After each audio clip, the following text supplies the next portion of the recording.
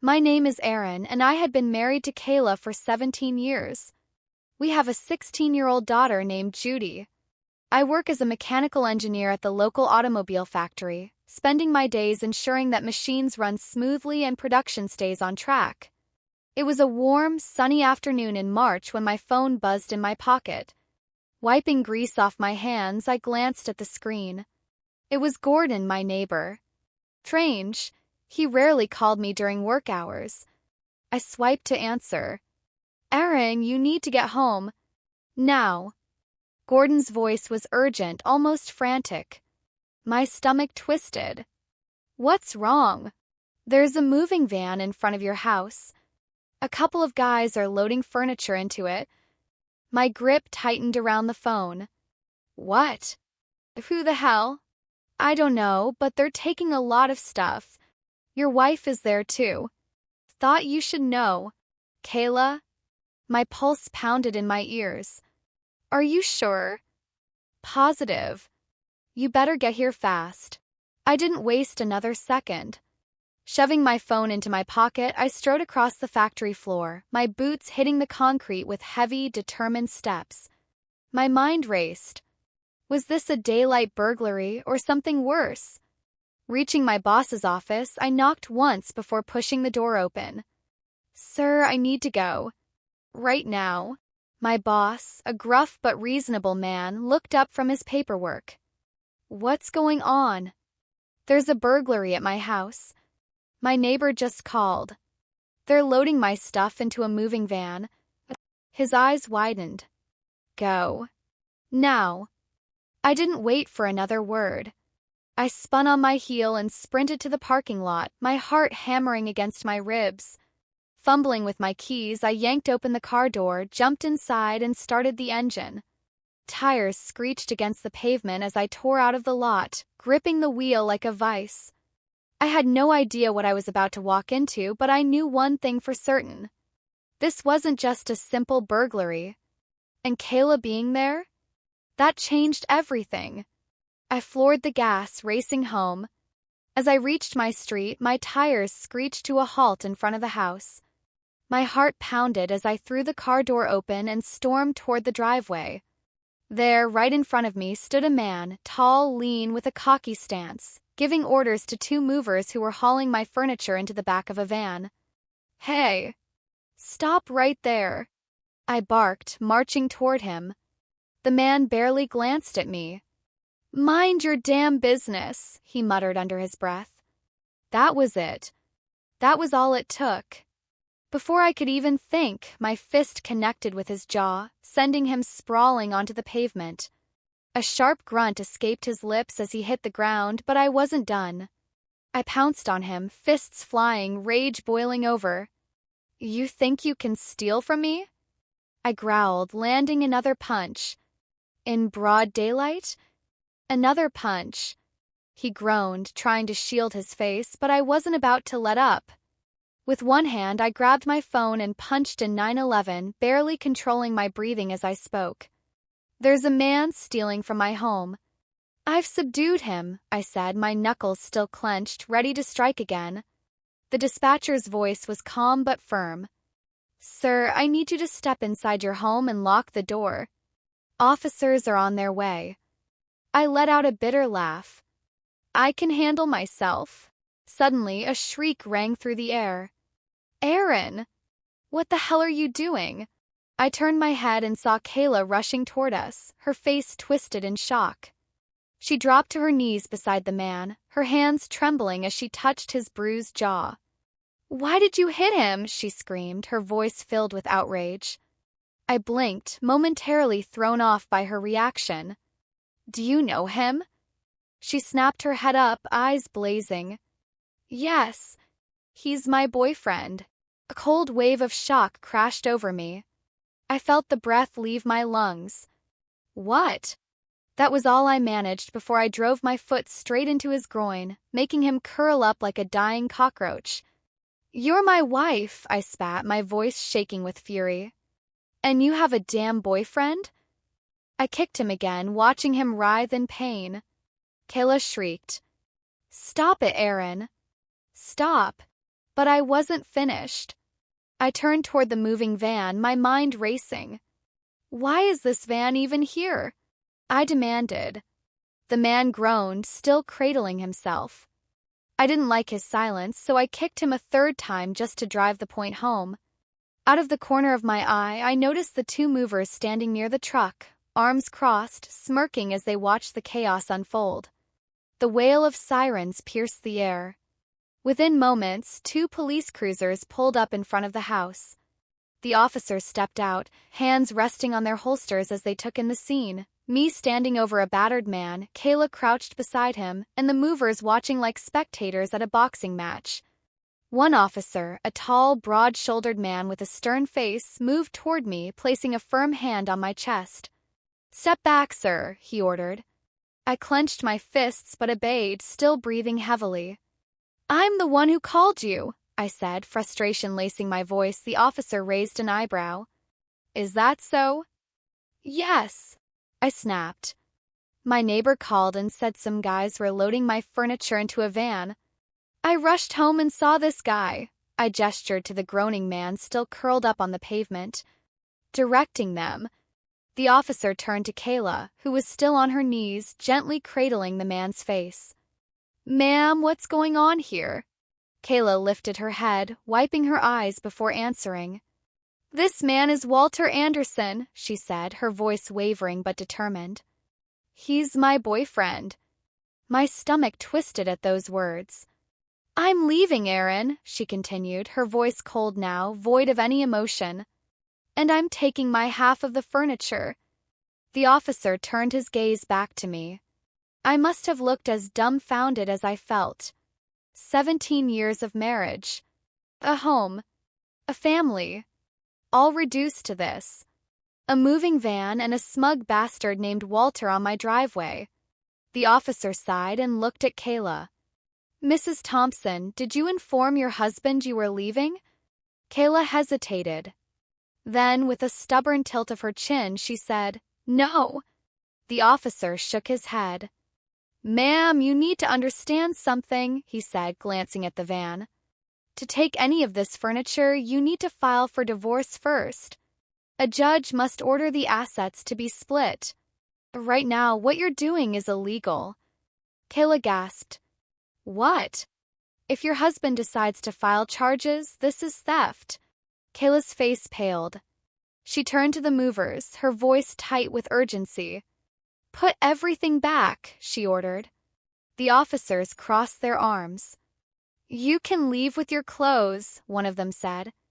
"I'll stay and assist until you're gone." Kayla's eyes flashed with anger. "My husband should leave," she snapped, glaring at me. I quickly shot back.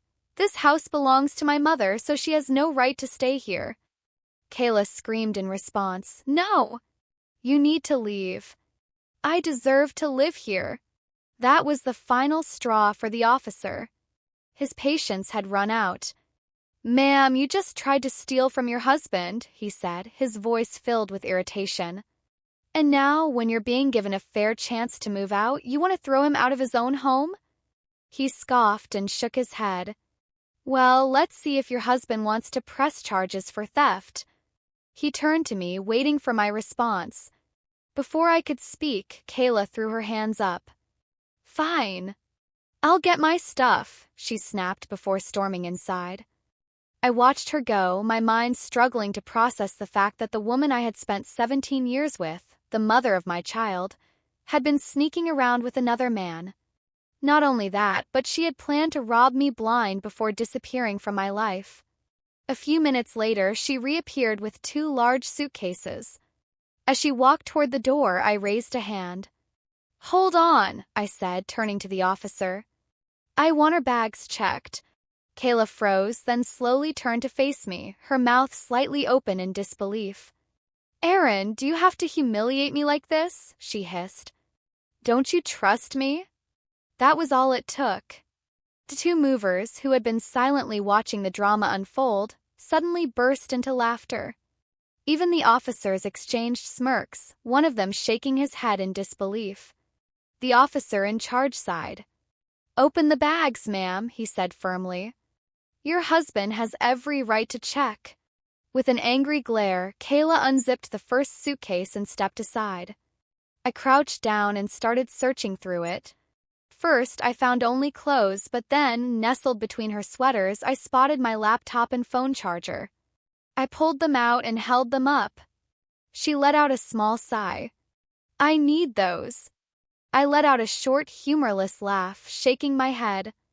Get them from your lover, I said coldly. He can take care of you now. Kayla left. She had packed her things, taken her so-called true love, and walked out of my life. Walter was still limping from the beating I had given him, which gave me some satisfaction. But that feeling didn't last. The house was quiet now, eerily so, and the reality of what had just happened began to sink in. Then the front door swung open. Judy walked in, her backpack slung over one shoulder, her brows furrowed as she took in the mess. The half-moved furniture, the unpacked suitcases, and the mover's footprints still marking the floor. She set her bag down and looked at me. Dad, what the hell happened here? I exhaled, rubbing my temples. Come sit down, I said, patting the couch beside me. She sat, looking at me expectantly. I took a deep breath. Your mother has decided to leave, I said evenly. She's gone with her new lover. Judy blinked. Then, to my utter shock, she shrugged. Oh, you mean Walter? I turned to her, gripping my whiskey glass tighter. Wait, you knew about him?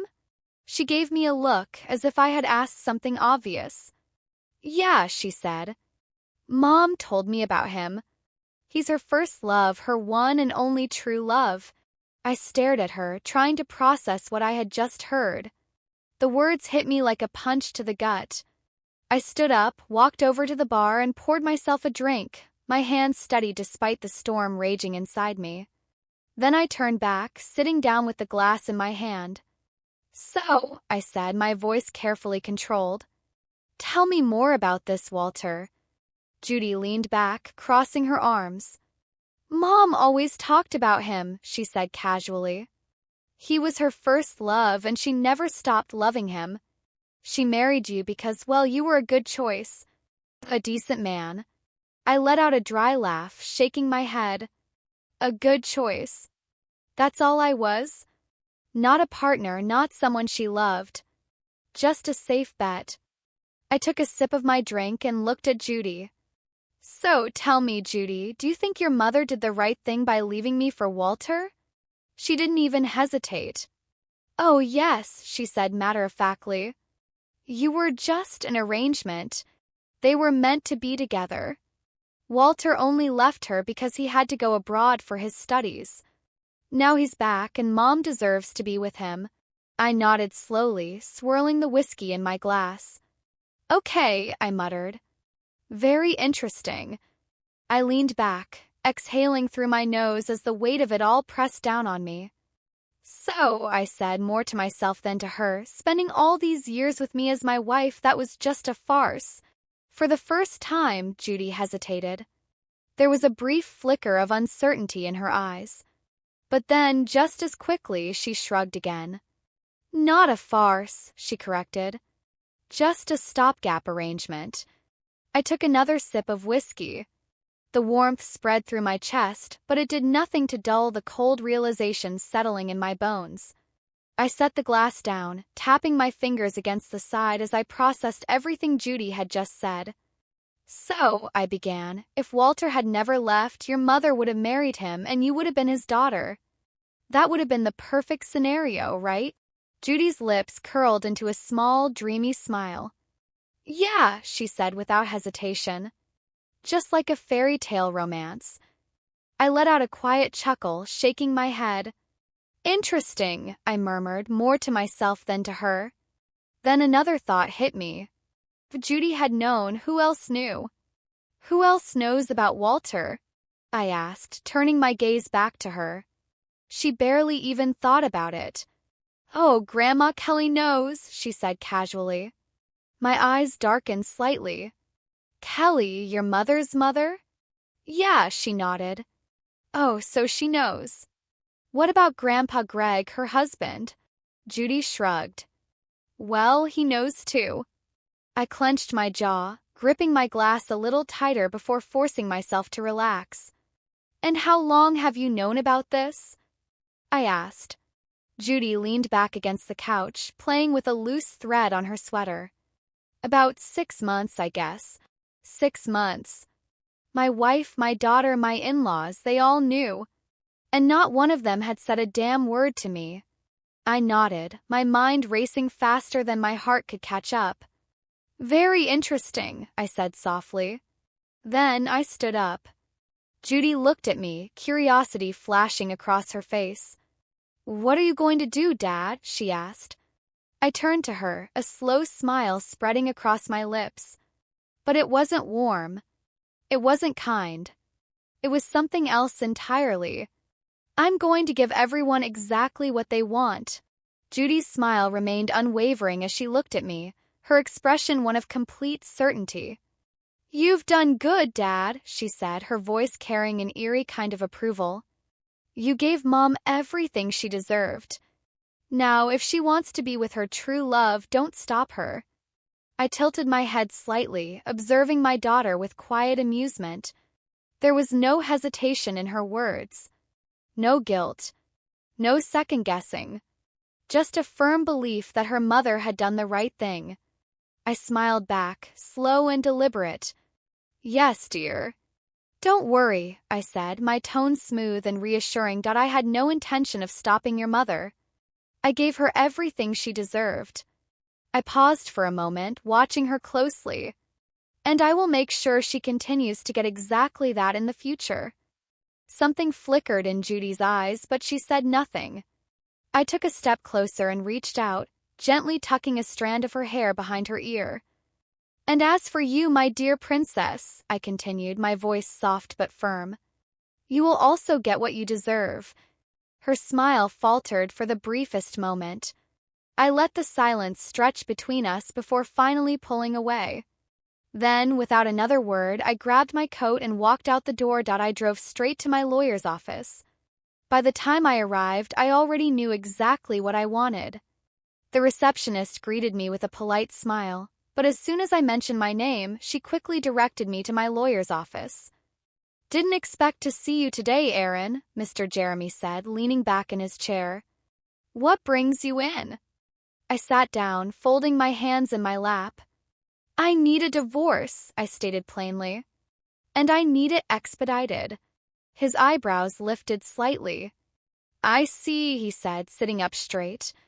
Anything specific you want out of this? I leaned forward. I want full control of my assets. I want her cut down to exactly what the law demands, nothing more. No alimony, no generosity, no loopholes she can use later. If she thinks she deserves better, she can go ask Walter for it. Jeremy nodded slowly, considering my words. And custody? I smirked. Let her have Judy. They deserve each other. He raised an eyebrow but didn't question it. All right, he said, already jotting things down. I'll get the paperwork started and push for a quick resolution. Given the circumstances, this should move fast. Good, I said, standing up. Keep me updated. With that, I left and drove straight to the bank. The teller greeted me with a polite nod. How can I help you today, sir? I'd like to withdraw everything from my joint account, I said, sliding my ID across the counter. She tapped on her keyboard, her expression neutral, until she saw the balance. Her eyes flicked up to me, cautious. All of it, sir? All of it, I confirmed. Then I smirked. Actually, no. Leave $2. She hesitated, then nodded. A few minutes later, she slid a thick envelope of cash across the counter. Would you like this counted in front of you? No need, I said, tucking the envelope into my coat pocket. Next stop, my office. I parked in my usual spot, walked through the building like it was any other day, and went straight to HR. Hey, Aaron, the HR manager greeted me. Everything all right? Yeah, I said with a smile. I just need to update my 401k beneficiaries. Remove Kayla. She blinked. Oh, sure. We can process that right away. I signed the necessary forms, then moved on to the next task, calling my insurance company. Within minutes, Kayla was wiped off every policy I had. Finally, I called my mother. She answered on the second ring. Erin, is everything okay? I took a deep breath, then exhaled slowly. Mom, I said, I think you should hear this from me first. My mother was silent for a moment after I finished explaining everything. Kayla's betrayal, Judy's reaction, the cold certainty in my daughter's words. Then, with a sigh, she finally spoke. Well, she said dryly. Seems the apple didn't fall far from the tree. I let out a quiet chuckle. No, it didn't, I agreed. Then my smile turned sharper. But I intend to keep that apple on the tree. Mom didn't say anything, but I could hear her exhale over the phone, a mix of resignation and approval. She knew me well enough to understand that I wasn't going to let this slide. We spoke for a few more minutes before hanging up. The next day, Kayla was served. I knew exactly where she'd be, at her office, basking in whatever glow her affair with Walter had given her. She had expected this, no doubt. She knew I wouldn't take this lying down. But knowing and experiencing are two very different things. First, she was calm. I imagined she expected the standard divorce terms, half of everything, a clean split, maybe some alimony to keep her comfortable. She probably thought I would be predictable. She thought wrong. Because as she flipped through those documents, her expression changed. Her fingers trembled slightly as she turned the pages. And then, just like that, I saw it, the panic. The realization. She had nothing. The house? Not in my name. She had no claim to it. The furniture? Also not hers. Alimony? Out of the question. Our salaries were nearly identical. All she was getting was child support, and that too for only 2 more years until Judy turned 18. She must have read the papers over and over again, hoping she had missed something, that there was some loophole she could exploit. But there was nothing. I had made sure of that. Not long after, my phone rang. I let it ring twice before answering, my voice calm. Hello? This is not fair. Kayla's voice came through, sharp and frantic. I'm supposed to get half of everything. That's how this works, Erin. I leaned back in my chair, smiling to myself. Oh, I said, my tone light, almost amused. Yes, she snapped. I was your wife. I deserve half. I let a slow breath slip through my lips.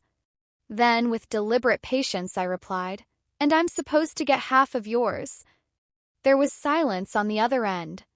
I could almost picture the gears turning in her head, the realization sinking in. I smiled wider. Better we settle it in court. I didn't give her anything. She turned back to Ron, her lips trembling.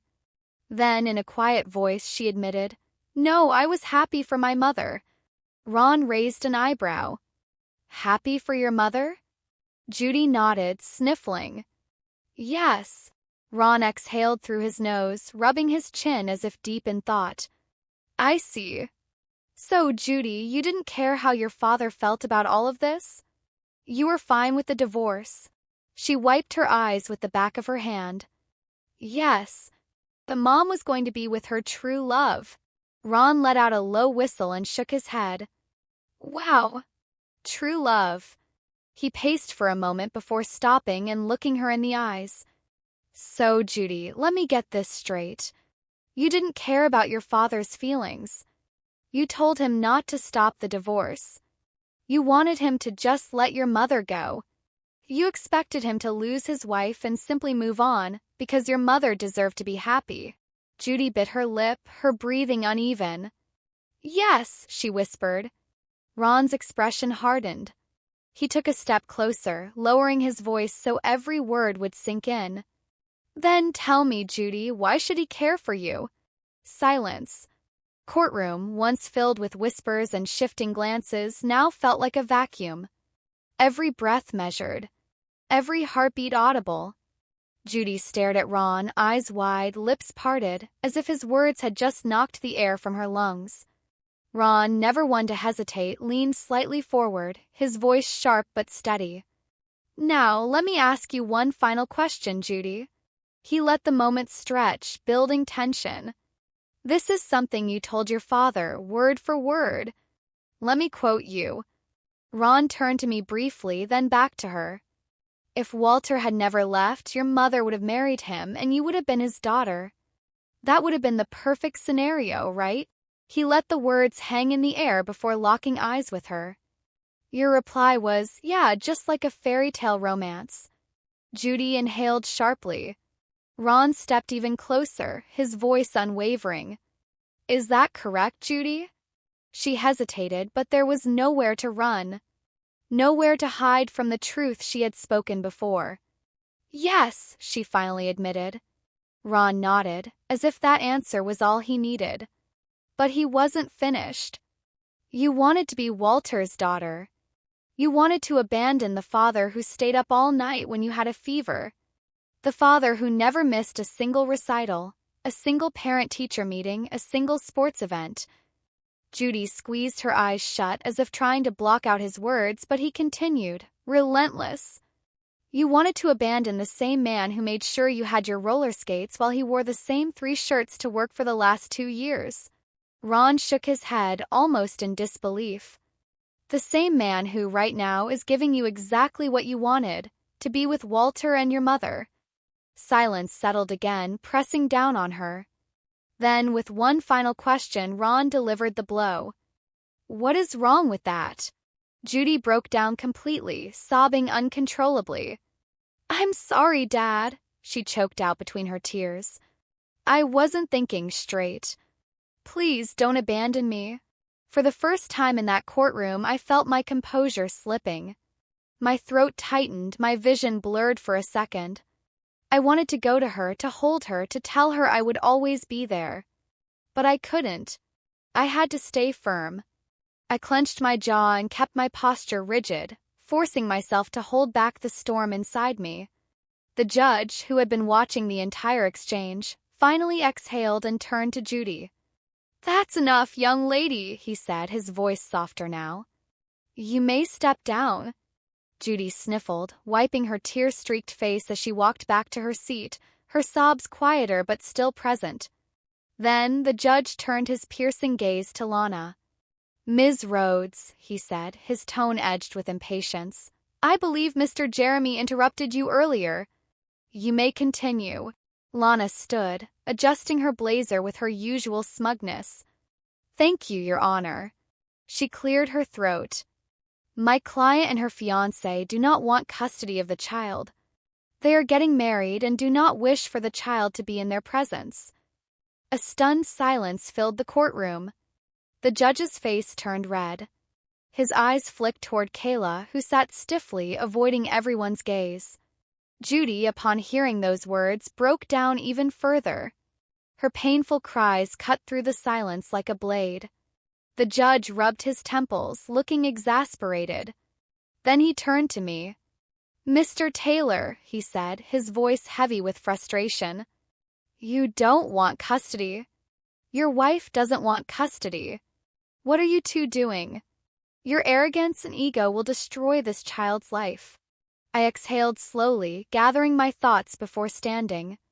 "Your Honor, my mother, Brenda Thomas, will take custody. I have already spoken to her, and she has agreed to take full responsibility for Judy." The judge studied me for a long moment before nodding. Then, without hesitation, he banged his gavel against the bench.